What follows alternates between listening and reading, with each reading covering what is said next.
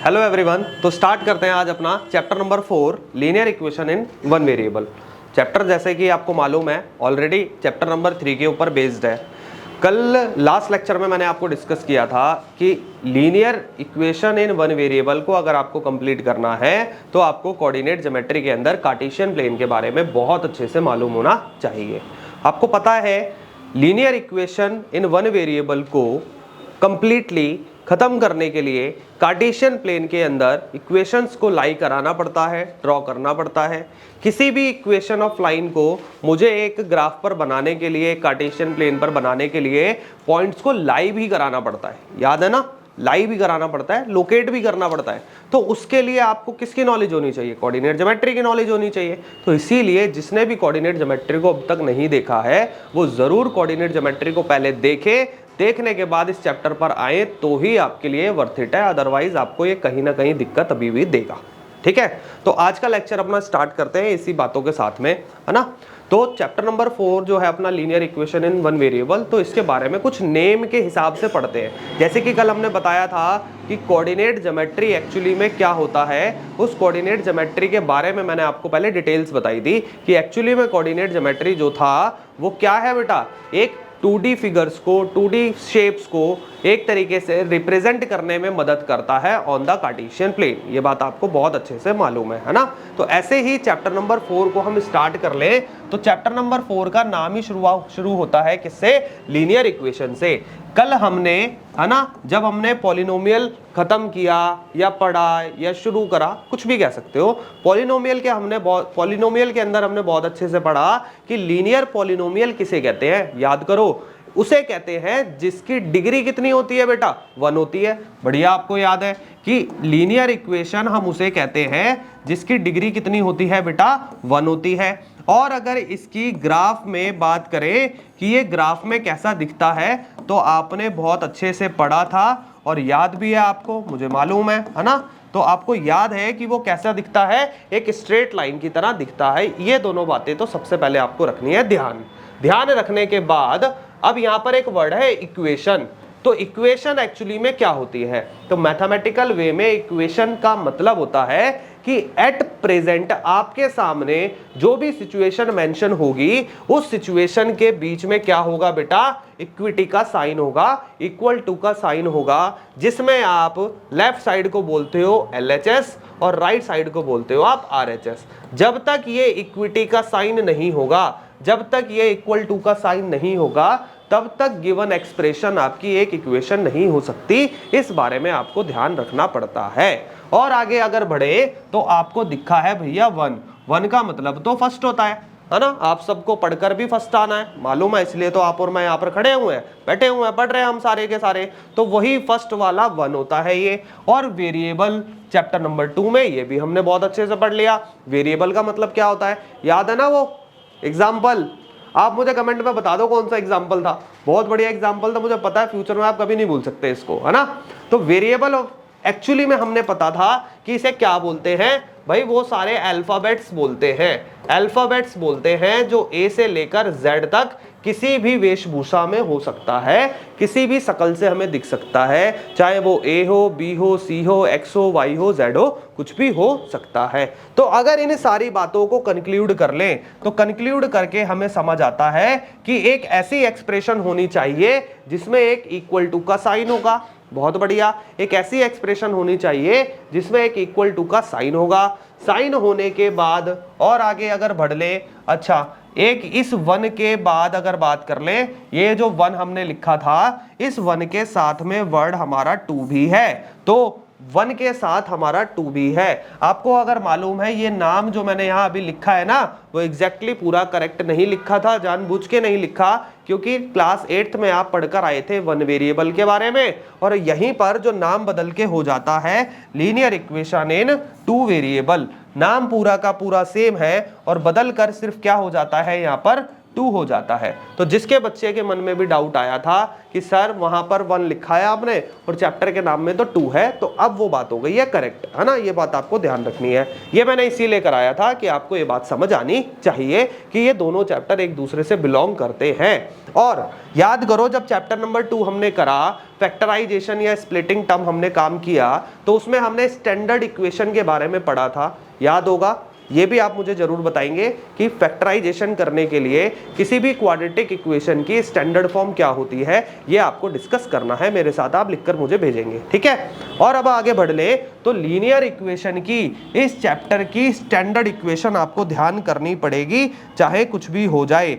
अगर ये ध्यान नहीं आएगा तो बड़ी दिक्कत हो जाएगी बच्चा।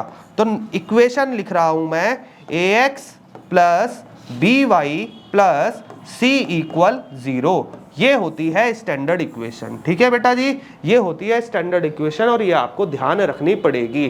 थोड़ा सा अजीब लग सकता है लेकिन अब क्लियर कर लेंगे, बहुत आसान हो जाएगा। ये x और ये y, ये x और ये y तो भैया वही है जो कार्टेशियन प्लेन में होते हैं, ये आपको ध्यान रखना है, ये कभी नहीं बदलेंगे, ये हमेशा x और y ही रहेंगे, इसमें आप कोई दूसरा नाम नहीं डाल सकते। क्लियर होगी ये बात। और क्वाड्रेटिक इक्वेशन में जब हमने स्टैंडर्ड फॉर्म पढ़ी थी, उसमें हमने पढ़ा था ए बी और सी के बारे में। मुझे याद है एक बच्चे ने क्वेश्चन भी पूछा था उसमें कि सर ये ए बी सी क्या है, और याद करो हमने जवाब भी डिस्कस किया था, सर ये ए बी सी तो क्या बन गए थे, एक रियल नंबर थे, क्योंकि आपको मालूम है यहाँ पर ए बी सी कुछ भी हो सकता है, फ्रैक्शन का नंबर हो सकता है, डेसिमल का नंबर हो सकता है, रूट का नंबर हो सकता है, रैशनल नंबर हो सकता है, फ्रैक्शन हो सकता है, कुछ भी हो सकता है, इस बात से कोई फर्क नहीं पड़ता। तो ये ए, ये बी, ये सी जो है ये नंबर्स हैं, कौन से नंबर्स हैं, रियल नंबर्स हैं। और ये एक्स और वाई कौन है बेटा, एक्स और वाई वही एक्सिस के पॉइंट्स हैं जो क्या है, वही एक्सिस के वेरिएबल हैं जो कहां पर हमने पढ़े थे, कार्टेशियन प्लेन में पढ़े थे। तो ये बेटा एक छोटा सा इंट्रो है इस पूरे के पूरे चैप्टर का। अब इसी बात को आगे बढ़ाते हुए कुछ क्वेश्चंस पर आते हैं। बहुत ज्यादा थ्योरी नहीं है, है ना, और क्वेश्चंस भी बहुत ज्यादा नहीं है, इसलिए बोला गया कि चैप्टर 3 की बात पढ़ लोगे तो चैप्टर 4 जो होगा वो आपका एकदम कंप्लीट, ठीक है। अब आगे की तरफ चले तो चलते हैं अपने एक्सरसाइज 4.1 पर। एक्सरसाइज 4.1 पर शुरुआत करेंगे पहले क्वेश्चन नंबर 2 से। कहां से शुरुआत करेंगे बच्चा जी, क्वेश्चन नंबर 2 से शुरुआत करेंगे, क्योंकि अभी जस्ट ये बात मैंने बताई है, आपको अभी मालूम है कि स्टैंडर्ड इक्वेशन क्या होती है। सर जी स्टैंडर्ड इक्वेशन अभी आपने बताई कि ax plus B Y plus C equal 0 होता है, ax plus B Y plus C equal 0 होता है। तो इसमें इस ए बी सी को हम कोई भी नंबर बोल सकते हैं। तो क्वेश्चन पढ़ते हैं, एक्सप्रेस कर दीजिए बेटा, आप ये बता दीजिए, लिख दीजिए कि ये जो लीनियर इक्वेशन दी गई है किसकी फॉर्म में दी गई है, इसकी फॉर्म में आप इसको लिख दीजिए। किसकी फॉर्म में लिख दीजिए, ax plus B Y plus C equal to 0 की फॉर्म में लिख दीजिए, जो हमने यहां पर लिखा है। और इंडिकेट कर दीजिए और ये भी बता दीजिए कि ए बी सी की वैल्यू क्या है, ए बी सी की वैल्यू क्या है, ये भी आप हमें करके बता दीजिए। तो स्टार्ट कर लेते हैं, है ना, फर्स्ट पॉइंट से हम स्टार्ट कर लेते हैं। तो पहला पॉइंट जो है, एक बात ध्यान रखनी है आपको, यहां ध्यान से देखो इक्वल टू में 0 है, यहां ध्यान से देखो इक्वल टू में 0 है, और यहां ध्यान से देखोगे तो इक्वल टू में 0 नहीं है। नहीं है तो क्या करेंगे, राइट साइड में जो भी वैल्यू दी गई है उस तरफ जो भी वैल्यू दी गई है उसको उठा के रख देंगे इस वाले घर में, ठीक है। उधर का नंबर ले आएंगे इधर, तो उधर का साइन अगर हम देख रहे हैं इट मींस यहां का, तो आप नोटिस करेंगे ये नंबर तो भैया प्लस का है, प्लस का है तो कहां ले आए, इसको लेफ्ट में ले आए। और अगर लेफ्ट में लेकर आते हैं तो लिख रहा हूं मैं 2x प्लस 3y, ये तो रहेगा सेम, और ये प्लस का नंबर जाएगा लेफ्ट में, लेफ्ट में अगर जाएगा तो लिखेंगे 9.35 बार, बार जहां पर है वहीं रहेगा, नंबर में कोई चेंज नहीं आएगा, केवल चेंज किस में आता है, साइन में चेंज आता है। तो देखेंगे वो प्लस का नंबर किस में कन्वर्ट होके चेंज हो गया, माइनस में चेंज हो गया। स्टैंडर्ड इक्वेशन यहां मैंने लिखी है, फेयर में आपको लिखनी पड़ेगी, हर क्वेश्चन में आपको लिखनी पड़ेगी, ये बात आप ध्यान रखेंगे। और अब आप कंपैरिजन कर लीजिए कि सर x के साथ वाला तो a है, तो x के साथ वाला तो a है, तो लिख लिया बच्चा जी, a की वैल्यू हो गई 2, और y के साथ वाला कौन है, b है, तो b की वैल्यू लिख लीजिए, कितनी हो जाएगी बेटा 3 और C की वैल्यू कितनी है, C की वैल्यू कितनी है -9.35 बार। माइनस को नहीं भूलना, माइनस का बहुत रोल है, बहुत बार नंबर माइनस आप छोड़ देते हैं और नंबर हमारे कट जाते हैं। अगर कोई टॉपिक आपको आता है तो इन छोटी छोटी बारीकी गलतियों से नंबर नहीं कटने चाहिए, इस बात का ध्यान रखेंगे। और आगे अगर बढ़ जाए तो आप इस सेकंड पार्ट की तरफ ध्यान अगर दें, इस सेकंड पार्ट की तरफ अगर आप ध्यान दें तो देखने के लिए मिलेगा राइट साइड में ऑलरेडी 0 है।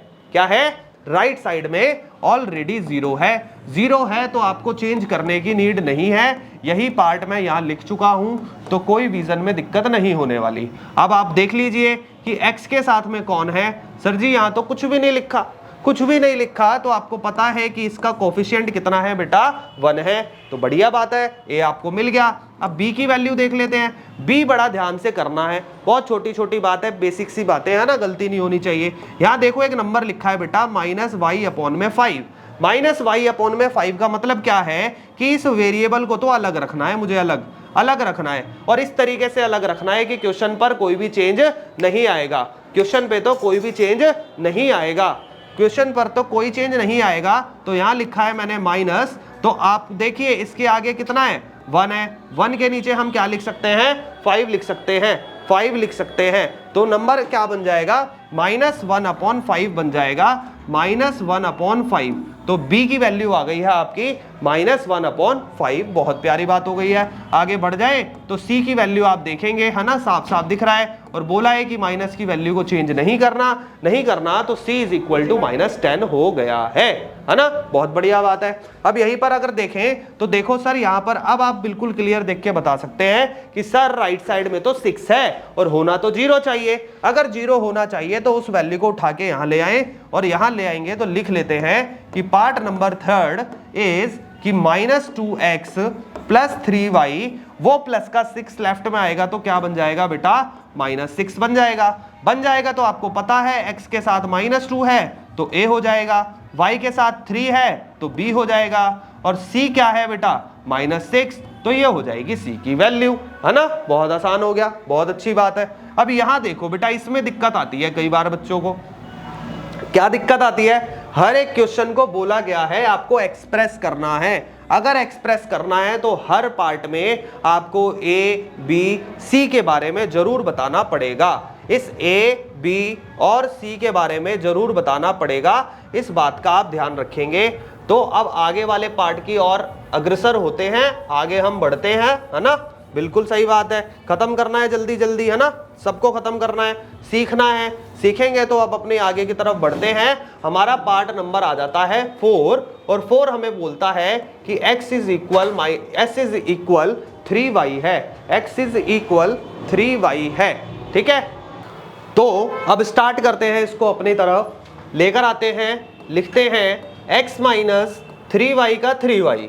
अगर आप इसको इससे कंपैरिजन करने चले, है ना, अब हमें इसको इससे कंपैरिजन करना है, क्योंकि इसने बोला है कि सर जी इसको एक्सप्रेस करना है ना, एक्सप्रेस तो करना है। करने के लिए अगर इससे कंपैरिजन करें तो देखोगे बेटा x भी है यहाँ पर, ये देखोगे सर y भी है यहाँ पर, तो बेटा तीसरा नंबर तो गायब हो गया ना, ये तो है ही नहीं यहाँ पर। अगर नहीं है तो कोई बात यहाँ पर क्यों नहीं है बेटा, क्योंकि उसकी वैल्यू कैसी है, 0 है। एक बात ध्यान रखना, जो भी नंबर आपको ना दिखे, जो भी नंबर इसमें गायब हो, वहां आप +0 लगा देना, बहुत सिंपल, बस +0 लगा देना, काम कर देना। और =2 का =2 लगाना ही था आपको, क्योंकि ये नंबर आप यहां ले आए हो, और =2 में कुछ भी नहीं है तो आपको पता है कि आपको 0 लगाना था, लगाएंगे। अब आप देख लीजिए x के साथ में कितना है, 1 है सर जी, b के साथ में कितना है, मतलब b की वैल्यू कितनी है, y के साथ में है -3 का हो जाएगा -3, और c जो अकेला था वो तो मालूम ही है, आपने खुद लगाया है, तो उसकी वैल्यू कितनी हो गई है, उसकी वैल्यू हो गई है 0। अब इसकी तरफ आ जाए, अब जल्दी जल्दी करते हैं। अब इसकी तरफ अगर आते हैं तो देखिएगा 2x का 2x माइनस का 5y लेफ्ट में आएगा तो ये बन जाएगा प्लस का 5y और आएगा =0। अब आपको इसको भी करना है एक्सप्रेस, है ना, इसको भी करना है एक्सप्रेस। कंपैरिजन कर लें तो 2x का 2x तो है ही, 5y का 5y भी है, लेकिन दोबारा यहां पर गायब हो गया कौन, सी अगर गायब हो गया तो अभी सिखाया था बेटा, क्या कर दोगे, 0 अपनी तरफ से लगा दोगे। लगाते ही आप देखोगे x के साथ वाला हो जाता है a, y के साथ वाला हो जाता है b, और जो अकेला है वो हो जाता है c। ऐसे ही आपको मिल जाएगी हमारी a b c की वैल्यू।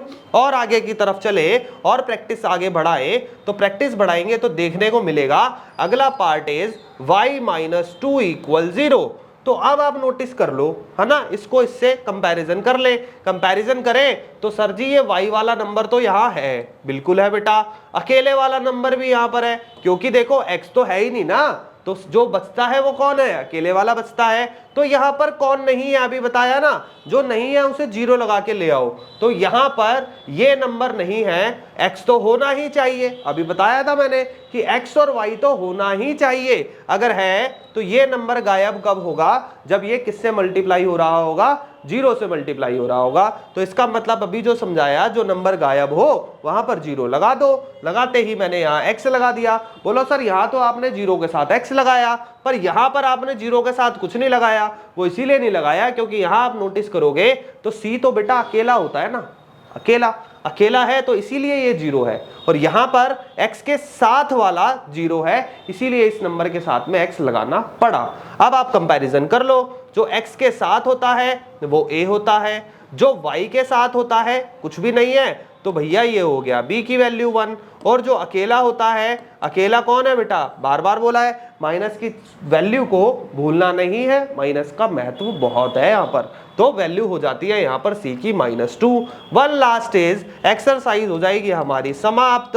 बस एक बार और इसको समझ लेते हैं, समझते हैं, आगे बढ़ते हैं। तो देखो बेटा 2x का 2x, अब ये वाला नंबर ले जाते हैं उस तरफ, है ना, फर्क नहीं पड़ता, आप उसको इधर ले आओ या उसको उधर ले जाओ, हमारे आंसर पर कोई फर्क नहीं पड़ने वाला, इस बात का खास ध्यान रखना। हाँ, पीछे आंसर चेक करोगे तो पीछे आंसर चेक करते वक्त साइन ऊपर नीचे जरूर दिख सकते हैं, but it doesn't matter. Reason is that कि आप इक्वेशन में LHS और RHS हमेशा इक्वल होती है, उससे कोई भी फर्क कभी भी नहीं पड़ता है। तो आगे बढ़े तो एक बात मैं यहां आपको समझा दूं, वो ये बात है कि हम हमेशा कोशिश करते हैं कि जब भी ये स्टैंडर्ड इक्वेशन मैं लिखूं तो लिखते वक्त जो पहला नंबर होगा उसके यहां माइनस ना आए, उसके यहां माइनस ना आए, इस बात को नोटिस बार बार किया जाता है। अगर जब भी ऐसा आ जाए तो ये माइनस का साइन हटाना पड़ता है, क्या करके, कॉमन लेकर। ये बात आपको ध्यान रखनी है, ये बेसिक मैथ्स का कॉन्सेप्ट है हमारा, ठीक है। आगे बढ़ते हैं, ज्यादा कंफ्यूजन क्रिएट नहीं करते।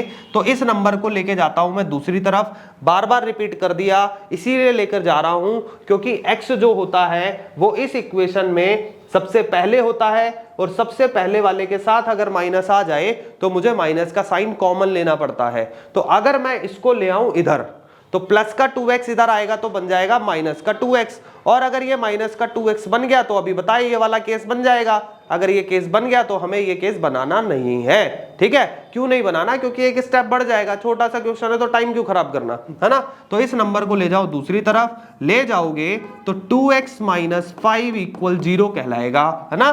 बीच में जगह छोड़ दी भाई, क्यों छोड़ दी, क्योंकि आप देखोगे इसमें y नहीं है और बीच में कौन आता है, y आता है। y आता है तो अभी बताया था जो नहीं है वहां लगाएंगे हम 0, और y नहीं आता है ही नहीं यहाँ पर तो y भी साथ में लगा दिया। कंपैरिजन कर लें तो ये बन गया a, ये बन गया b और c बन गया -5। ऐसे आपको ये कॉन्सेप्ट क्लियर हो जाता है कि कोई भी इक्वेशन आपकी स्टैंडर्ड फॉर्म में अगर नहीं है तो आप उसे लिख सकते हैं बहुत अच्छे तरीके से और समझ सकते हैं। ऐसे ही एक क्वेश्चन है हमारे पास, ये रहा, है ना। थोड़ा सा पेन चेंज कर देते हैं जिससे आपको हाईलाइट हो जाए, बहुत अच्छे से समझ आ जाए, है ना। अब आगे की तरफ बढ़े तो आपको एक स्टेटमेंट के क्वेश्चन बनते हैं, बहुत आसान है ये, स्टेटमेंट के क्वेश्चन बनते हैं। एक हिंट भी दे रखा है आपको कि जब भी कोई बात मिसिंग होती है तो उसको हमें कुछ मानना पड़ता है। तो यहां पर इसने ये बोला कि नोटबुक की कॉस्ट को मान लो x, इसने बोला कॉस्ट ऑफ नोटबुक जो है वो डबल है भाई, ट्वाइस, थ्राइस, 4 टाइम्स, 5 टाइम्स, ये जो वर्ड है नोटिस कर लो, ट्वाइस, थ्राइस, 4 टाइम, 5 टाइम, इन सारे वर्ड्स के साथ हमेशा यूज किया जाता है मल्टीप्लाई का। किसका किया जाता है, मल्टीप्लाई का। ट्वाइस का मतलब होता है 2 गुना, मतलब 2 से मल्टीप्लाई। थ्राइस का मतलब होता है 3 गुना, मतलब 3 से मल्टीप्लाई। 4 टाइम का मतलब होता है 4 से मल्टीप्लाई। ये बात ध्यान रखनी है। मोर वर्ड, मोर देन 2, मोर, 2 मोर, 5 मोर, जब भी ये मोर आता है तो प्लस का यूज किया जाता है, ठीक है, मल्टीप्लाई का नहीं किया जाता। ये बात ध्यान रखनी है, ठीक है बच्चा। ऐसे ही लेस, जब भी वर्ड लेस आए, LESS, या बिलो वर्ड आ जाए, इन सारे शब्दों का मतलब होता है माइनस। ये आपको कॉन्सेप्ट्स में ध्यान रखना है। अभी आप लिख लो साथ साथ, है ना, बाद में भूल जाओगे। ये जो वर्ड्स बता रहा हूं इनका बहुत महत्व होता है स्टेटमेंट के क्वेश्चंस में। और अब आगे की तरफ बढ़े तो करते हैं इसको अपना फेयर। बोल रहा है भाई कि कॉस्ट ऑफ नोटबुक जो है वो x है। ये बात पहले लिखनी पड़ती है। लेट कर रहे हैं, हम मान रहे हैं कि नोटबुक की कॉस्ट जो है वो x है, और कॉस्ट ऑफ पेन की जो कॉस्ट है वो y है। ये बात आपको लिखनी है। और जब भी x और y के ये कॉन्सेप्ट आपको देगा स्टेटमेंट में जब भी देगा तो इक्वल टू का साइन आएगा। ये बात खास ध्यान रखनी है, क्योंकि चैप्टर ही हमारा लीनियर इक्वेशन का है, तो इक्वल टू आएगा। बोल रहा है कॉस्ट ऑफ नोटबुक, मतलब x के लिए कह रहा है, तो जो काम जिसके लिए कहा जाता है, ये बात गांठ बांध लो, ये बात गांठ बांध लो, दिमाग में सेट कर लो।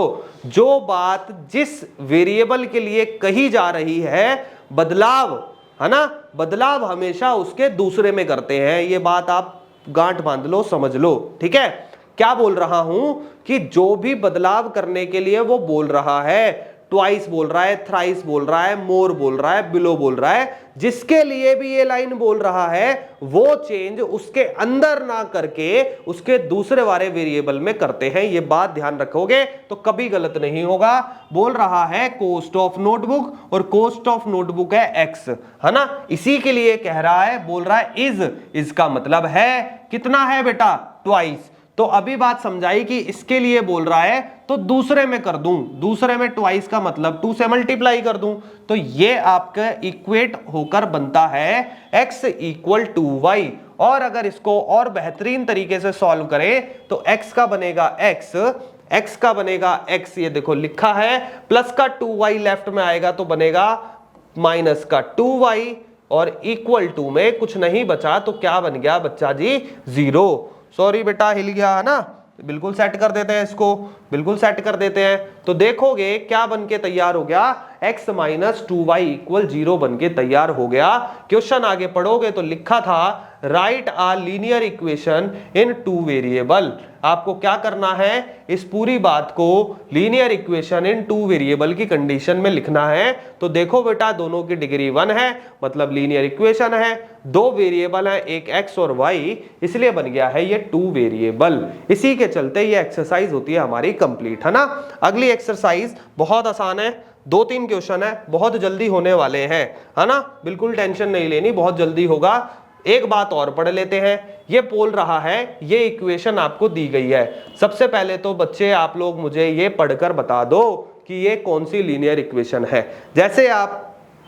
जैसे आप लेक्चर में मुझे हमेशा से बताते आए हैं मेरे क्वेश्चंस के जवाबों को, ऐसे आप अभी भी मुझे रिस्पॉन्स देंगे, है ना, पंचुएट होना है। मुझे पता है 4 दिन से बहुत बदलाव आए हैं और भी चेंजेस आपके अंदर आने वाले हैं, तो इसके चलते आगे बढ़े। तो सिखा रहा है ये हमें, पूछ रहा है which one of the following is true, इनमें से कौन सी बात सही है। तो ये बात हमने सीखी थी, क्या सीखी थी कि लीनियर इक्वेशन जो भी होती है, ये टॉपिक हमें पता है, ये सारा टॉपिक किसका है, लीनियर इक्वेशन का है। तो लीनियर इक्वेशन में जो भी बात यहां पर बोली गई है, तो आप देखोगे यहां पर लीनियर इक्वेशन में कितने वेरिएबल है बच्चा जी, 2 वेरिएबल है। अगर 2 वेरिएबल है तो आपको पता है ना, वैल्यूज आप डाल सकते हैं। आपको पता है एक कार्टेशियन प्लेन के अंदर अगर एक x और एक y, 2 एक्सिस है, तो उसमें कितने सारे पॉइंट बन सकते हैं, कितने सारे पॉइंट बन सकते हैं। बोलो सर यार कार्टेशियन प्लेन तो होता है बहुत बड़ा, है ना, बहुत बड़ा होता ही है, और उसके अंदर तो बहुत सारे पॉइंट होते हैं, बहुत सारे होते हैं। तो बहुत सारे का क्या बोलते हैं, हम यहाँ लिखा है बहुत सारों का मतलब इन सबके सॉल्यूशन कैसे होते हैं, इनफाइनाइटली मैनी सॉल्यूशन होते हैं। ये बात ध्यान रख लेना। एक बात मैं क्लियर कर देता हूं, अलग से बात है ना, एडवांस बात है। एक नंबर मैं लिख रहा हूं x + 2 = 5, ये भी देखोगे तो लीनियर इक्वेशन है ना। चैप्टर याद करो, जब मैंने शुरुआत कराई तो लिखा था इन वन वेरिएबल, याद कर लो, वो वन वेरिएबल वाली बात है ये। यहां नोटिस करोगे तो देखोगे एक ही वेरिएबल है ना, एक वेरिएबल है। सॉल्व करके देख लो कि प्लस का 5 का ये लिखा है, प्लस का 2 आ जाएगा, माइनस का 2 और x की वैल्यू आ गई 3। भाई और कोई आंसर आ सकता है क्या? कोई बच्चा बोल रहा है सर मेरा आंसर 1 आ रहा है, आएगा? नहीं आ सकता ना।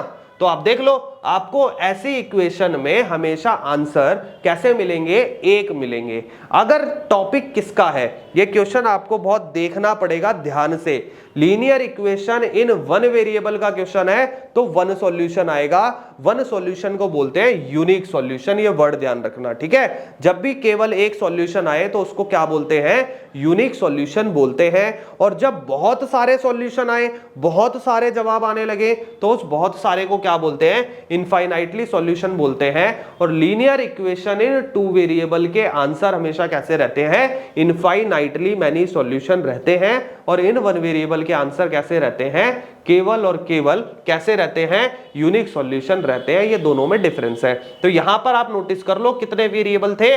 सर जी 2 वेरिएबल है, y भी है और x भी है। y और x अगर दोनों है तो इसीलिए ये क्या है बेटा? इनफाइनाइटली मैनी सॉल्यूशन है। एमसीक्यूज में ये क्वेश्चन गलत नहीं होना चाहिए, ध्यान रखना है। अजर्शन रीजन में रीजन भी मैंने क्लियर करा है, वो भी गलत नहीं होना चाहिए, ठीक है, ध्यान रखनी है ये बात। आगे चलते हैं। Most important question number 2, multiple times हर साल इस क्वेश्चन को बोला गया है, पूछा गया है ना।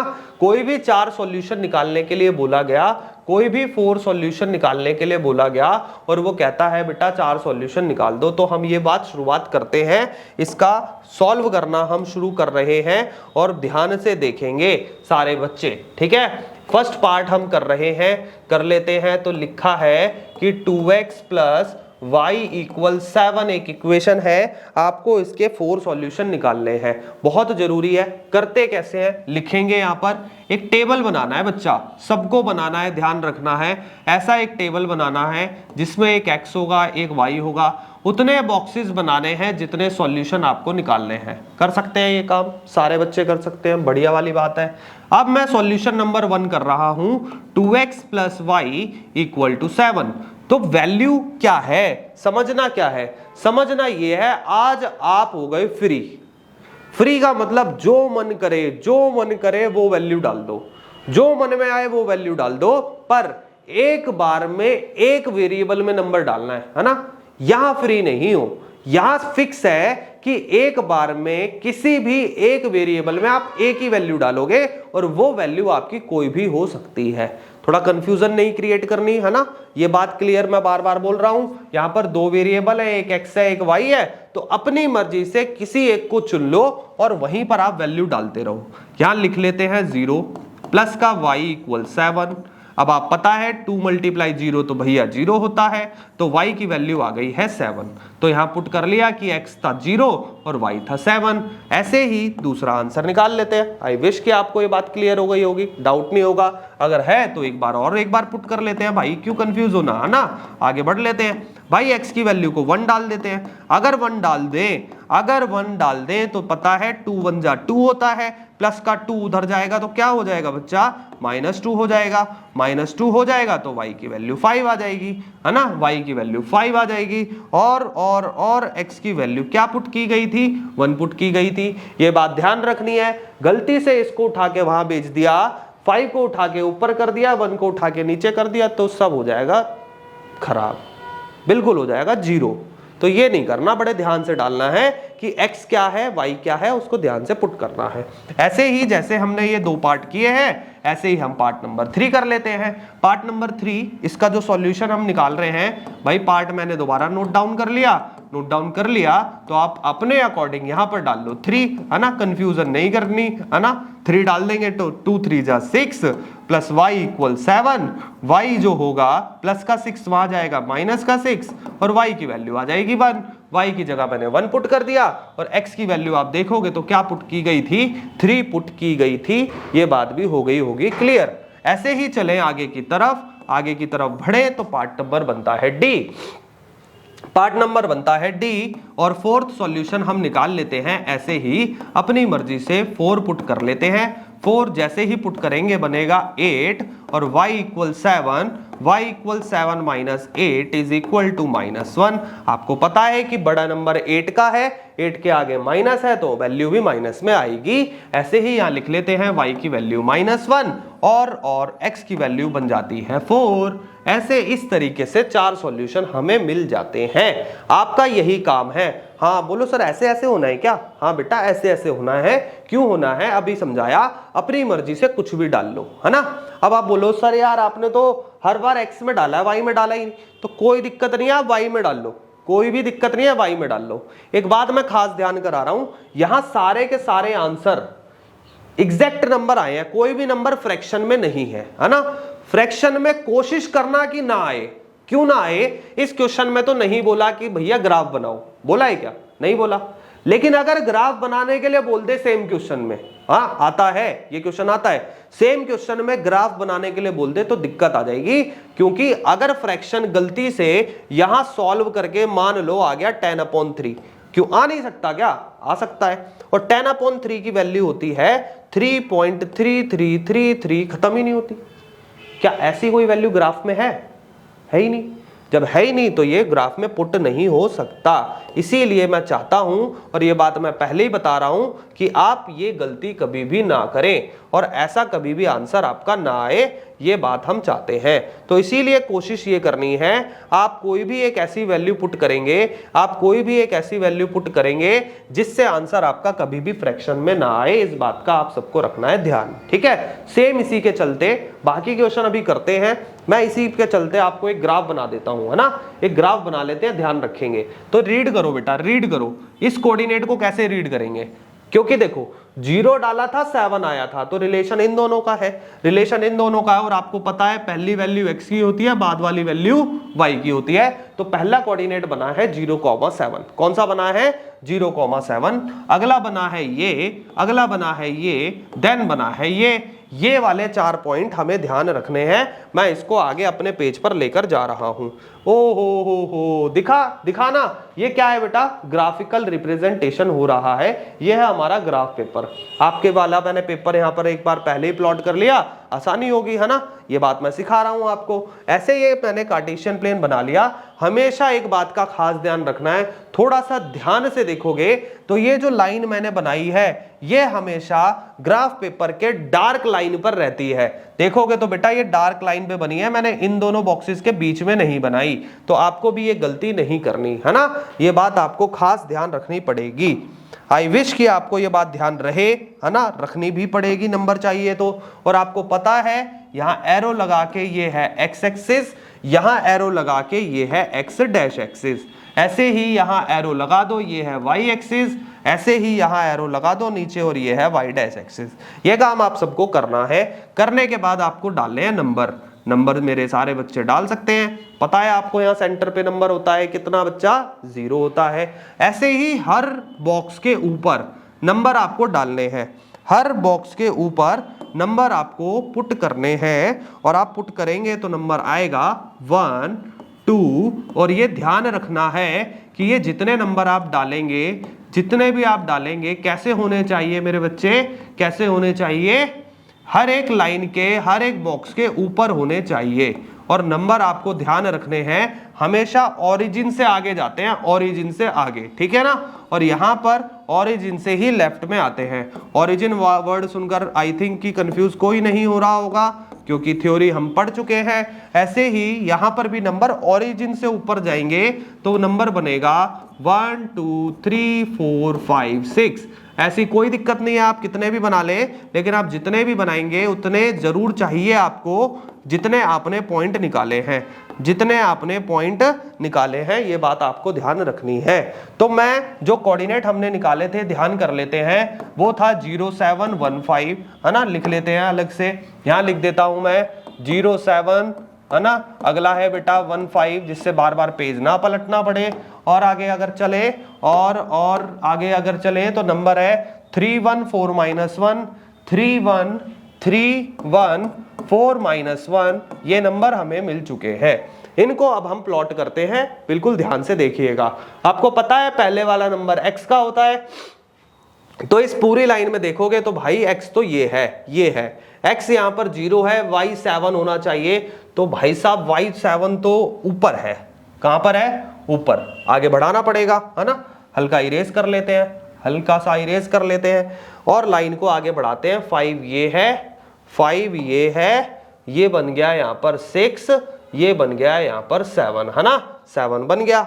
और इस लाइन को आगे अगर बढ़ा ले, लाइन को आगे अगर बढ़ा ले तो लाइन जाएगी बच्चा मेरे ऐसे, है ना। सबको क्लियर होगा जो अभी हमने बनाया है। तो x 0 हो, y 7 हो, x 0 हो और y 7 हो तो वो पॉइंट बनता है यहां पर, और मैं नंबर डाल देता हूं 0,7। आई विश कि आपको क्लियर होगा, है ना। 0,7। अगला number x is 1, y is 5, x is 1 and y is 5, x 1 हो, y 5 हो। देखो बेटा दोनों पॉजिटिव है तो यहां रहेंगे, दोनों पॉजिटिव है तो यहां रहेंगे। x 1 इस लाइन को आगे लेके जाओगे और y 5 तो आप देखोगे ये पॉइंट आपको यहां मिलेगा। देखोगे तो x यहां से देख लो 1 है, y यहां से देख लो 5 है, तो पॉइंट आपको मिल गया 1,5। और अगर आगे चलें तो नंबर मिल रहा है x का 3, y का 1। देखो x का 3, y का 1, तो ये पॉइंट आपको मिल गया। यहां लिख लेते हैं x का 3, y का 1। आई विश कि सबको ये बातें क्लियर हो रही होंगी। आगे देख लेते हैं x की वैल्यू 4, y की वैल्यू -1, x की वैल्यू 4, y की वैल्यू -1। ये देख लो बेटा आ गई ना सारी वैल्यू। x की वैल्यू 4, y की वैल्यू -1। यहां लिख देते हैं x की वैल्यू 4, y की वैल्यू -1। ये बात आपको भी क्लियर हो गई होगी, है ना। बिल्कुल दिख गया होगा कैसे बनाए ये। अब आप नोटिस कर लो सारी वैल्यू पहले मैंने कंसीडर करी है x की और बाद में करी है y की। आई विश सबको सब क्लियर हो रहा होगा। नोटिस करोगे ये दोनों प्लस, ये दोनों प्लस, तो 2 पॉइंट है कोऑर्डिनेट 1 क्वाड्रेंट 1 में, और ये वाला पॉइंट देख लो x प्लस y माइनस, तो ध्यान कर लो वो होता है फोर्थ क्वाड्रेंट में। तो इस तरीके से ये 4 वैल्यू आपको मिल गई। अगर 4 वैल्यू आपको मिल गई तो अब हमारा काम है किसका? स्केल का नंबर है। किसका नंबर है बेटा जी? स्केलिंग का नंबर है। अब आप स्केल निकाल लीजिए, है ना। सभी बच्चे स्केल निकालेंगे और इस लाइन को और इस लाइन को और इस लाइन को इसको बनाएंगे साथ में, है ना। बिल्कुल बनाएंगे, लाइनिंग कर लेते हैं। गलती से भी गलत ना हो, गलती से भी गलत नहीं होना चाहिए, है ना। सारे बच्चे करेंगे इस काम को, करते हैं। करने के बाद अब आप ये नोटिस करें तो आप देखेंगे लाइन बना लेते हैं। हम लाइन बनाते हैं, देखो बेटा हर एक पॉइंट के ऊपर, देखा बनाना, लाइन पॉइंट से पॉइंट मिलनी चाहिए। यहाँ हल्का फुल्का ऊपर नीचे जरूर हो सकता है, पर आप ग्राफ पर बनाए तो ये लाइन एक्यूरेट एक के ऊपर एक होनी चाहिए। आप दोनों के पास एरो लगाएंगे, एरो लगाकर आपका ये आंसर हो जाता है कंप्लीट और आपको मिल जाते हैं 3 नंबर। बहुत आसान है ना। पहले निकालने हैं आपको 4 पॉइंट, और 4 पॉइंट निकालने के बाद मतलब 4 सॉल्यूशन निकालने के बाद आपको इस तरीके से ग्राफ तैयार करना है। आई विश कि आप लोग ये काम जरूर करेंगे, ठीक है। वापस आते हैं अपने टॉपिक के ऊपर। ऐसे ही 2 पार्ट और हैं, एक पार्ट ये रहा, एक पार्ट ये रहा, है ना। अब आप बोलो सर पाई वाले का ग्राफ कैसे बनाएं यार? तो बेटा पाई वाले का ग्राफ आपको नहीं बनाना, ये बात ध्यान रखना, ठीक है। आपको जो भी ग्राफ की तैयारी करनी है वो बिना पाई वाले क्वेश्चन की करनी है, क्योंकि अभी बोला क्योंकि पाई जो होता है उसकी कोई भी फिक्स्ड वैल्यू नहीं होती, उसका रिमाइंडर कभी भी 0 नहीं आता, और रिमाइंडर कभी भी 0 नहीं आ रहा, इसीलिए पाई का रिमाइंडर 0 नहीं आ रहा, इसीलिए पाई को हम ग्राफ पे भी नहीं बना सकते, इसीलिए इसका कोई भी ग्राफ नहीं बनेगा। तो जिन बच्चों को ये लगे सर अपनी मर्जी से कर रहे हो, तो अपनी मर्जी से नहीं कर रहे हैं, आपको मैंने रीजन बता दिया है। तो ये यहाँ क्यों दिया है? तो वो इसीलिए दिया है क्योंकि आप इसके क्या निकाल सको, 4 सॉल्यूशन निकाल के दे सको। तो आपसे ग्राफ नहीं पूछा है, बस आपको सॉल्यूशन निकाल के देने हैं। तो एक ये पार्ट और करके देख देते हैं। पाई x प्लस में y इक्वल में 9। बताया था क्या बनाना है, बॉक्स बनाना है, उतने ही बॉक्स बनाने हैं जितनी वैल्यूज डालनी है। तो पहला पार्ट है पाई x प्लस y इक्वल 9। अभी मैंने समझाया आप कुछ भी मेंशन कर सकते हैं, इट डजंट मैटर कि आंसर क्या आएगा। x की वैल्यू को मैंने 0 डाल दिया, तो ये तो खत्म हो गया, खत्म हो गया। तो y की वैल्यू कितनी बची है बेटा जी? 9 बची है। y की वैल्यू कितनी बची है? 9 बची है। 9 हो गई है। होने के बाद आगे बढ़े, आगे अगर बढ़े तो इसी में और वैल्यूज पुट कर लेते हैं। अगर x की वैल्यू को 1 पुट कर लिया जाए और आगे अगर बढ़े तो देखेंगे आप, है ना, क्या देखेंगे? 1 को पाई से मल्टीप्लाई करेंगे तो इट विल बिकम पाई, और प्लस का पाई दूसरी तरफ जाएगा तो माइनस का पाई। तो आपका आंसर हो जाता है 9 minus pi when x is equal to 1। अरे अजीब सा नहीं है लग रहा? अजीब से लग रहा है, आपको पाई की वैल्यू पुट ही नहीं करनी है ना, सॉल्यूशन निकालना था, इसलिए आप यहीं छोड़ सकते हो। ऐसे ही अगर आप वैल्यू को 2 पुट करेंगे, वैल्यू को 2 पुट करेंगे तो यहां देखोगे 2 पाई, और 2 पाई उधर जाएगा तो माइनस का 2 पाई, तो यहां आंसर मिलेगा 9 माइनस 2 पाई। ऐसे ही 3 करोगे तो मिलेगा 9 माइनस 3 पाई। आसान है ना? बिल्कुल वैल्यू पुटिंग करके देखेंगे, दिक्कत आएगी तो जरूर पूछेंगे, ये बात कहने की तो है ही नहीं, है ना, दिक्कत आएगी तो जरूर मिलके क्लियर करेंगे। ऐसे ही आप ये थर्ड पार्ट जरूर प्रैक्टिस करेंगे। डाउट आएगा, मैं आपके साथ हूं, आप बिल्कुल पूछ सकते हैं। डाउट वैसे आएगा ही नहीं क्योंकि आपने बहुत अच्छे से ये सीख लिया है।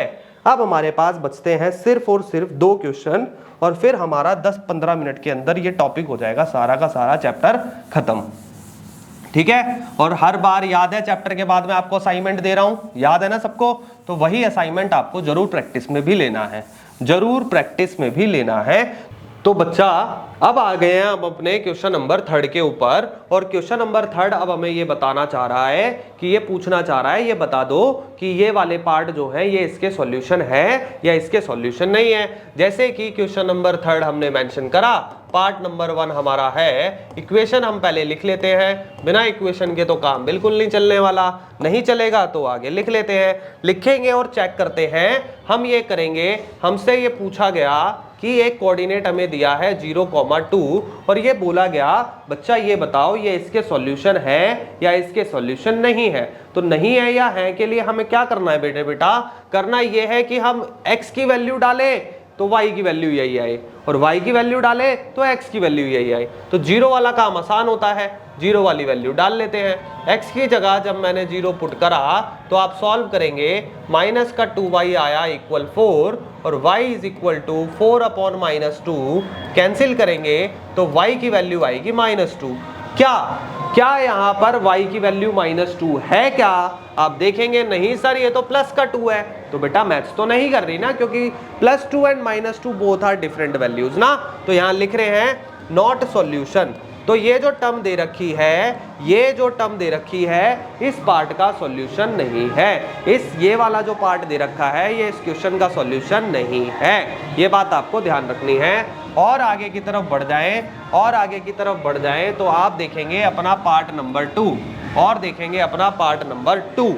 तो हमारा पार्ट नंबर 2 है बेटा, जैसे कि आप देखेंगे हमारा पार्ट नंबर 2 है 2,0। इस बार वो कह रहा है सर जी ये 2,0 बताओ ये इसका सॉल्यूशन है या नहीं है। तो अब आप सिंपल सा काम कर दें, इस y की वैल्यू को 0 पुट कर दें। जैसे ही 0 पुट करेंगे, जैसे ही 0 पुट करेंगे तो आप देखेंगे x की वैल्यू कितनी आ रही है 4, क्योंकि ये वाली वैल्यू 0 को किसी से भी मल्टीप्लाई करो क्या रहेगा? 0 ही रहेगा। तो लेफ्ट साइड से x, y साइड से, दूसरी साइड से राइट साइड से बनेगा 4। तो अब आप देख लो कि अगर आपने y की वैल्यू को 0 पुट करा, x कह रहा है 2 आना चाहिए था, लेकिन अभी x कितना आ रहा है? 4 आ रहा है। तो बेटा ये भी मैच नहीं कर रहा, तो ये भी सॉल्यूशन नहीं है। सॉल्यूशन नहीं है तो एक पार्ट और कर लेते हैं, मुझे पता है इसके बाद अगर मैं ये बोलूं कि बेटा कौन सा कर लोगे, तो सारे कर लोगे क्या? तो आप बोलोगे हाँ सर सब कर लेंगे, वो वाला और करा दो। कौन सा? ये वाला और करा दो, पार्ट नंबर 4।